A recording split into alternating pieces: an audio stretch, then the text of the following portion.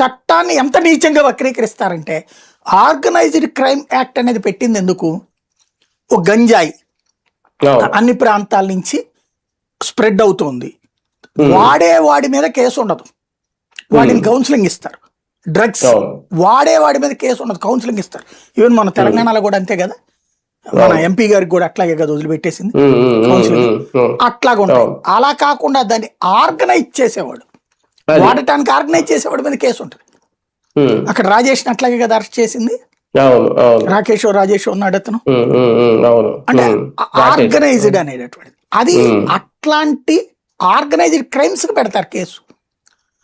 Social మీడియాలో post పెడితే organised అంటే, ఇప్పుడు తెలుగుదేశం పార్టీకి సంబంధించిన సోషల్ మీడియా వాళ్ళు పెట్టే పోస్టులన్నిటికీ చంద్రబాబు గారు బాధ్యుడా? ఇందులో కూడా శ్రీహరి డైరెక్ట్ గా పోస్ట్ పెట్టలేదు కదా సార్. వ్యక్తి అరెస్ట్ అయితే అతను పోస్ట్ షేర్ చేశాడు. పాయింట్ అది. అసలు హెడ్ ఎవరు అనేటటువంటిది ఎవరు డిసైడ్ చేస్తున్నారంటున్నా.